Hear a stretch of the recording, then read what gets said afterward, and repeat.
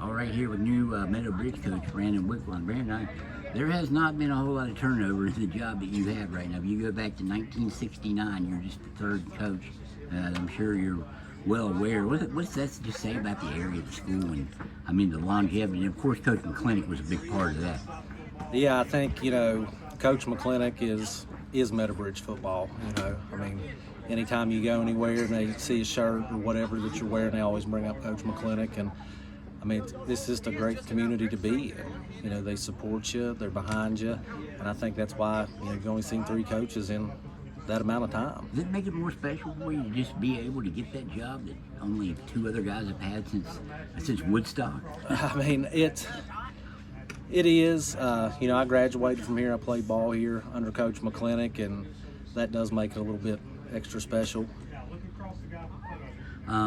You've got a guy here in Kaiden Sims that's is currently in the process of rewriting all the record books. I know you've got to be happy to have him back in your first year. What's he going to mean to this program as a senior now? After the things he's done, 18 100-plus yard games, 2 400-yard-plus games, over 50 touchdowns. What's he mean to have a guy like that coming in your first year? Well, I mean, Kaiden is a very special athlete.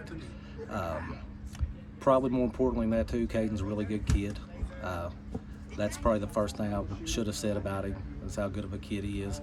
But, I mean, no, he can run. He's got to be, in my opinion, he's the best running back in single-A football.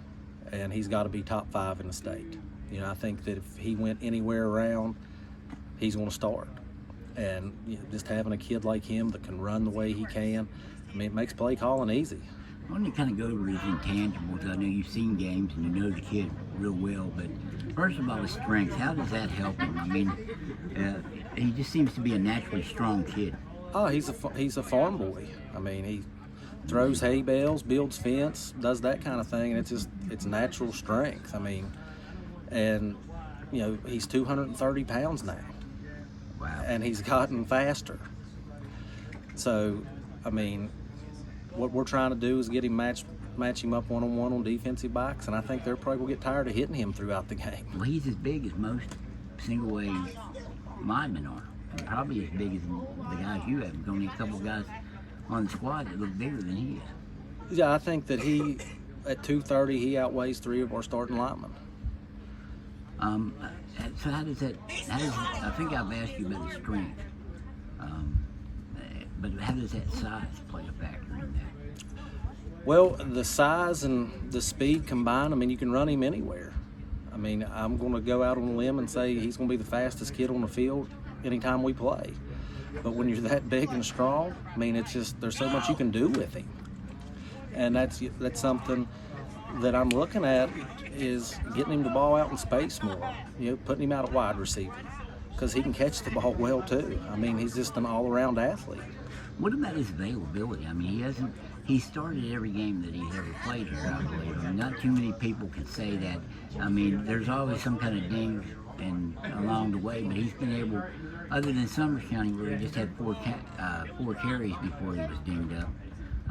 Went to the hospital, I think played with hell at halftime, but he's always been able to bounce back the next week. Where does that durability, which leads to availability, which they say is the best ability, where does that durability come from? I just think it's where he's so daggone strong.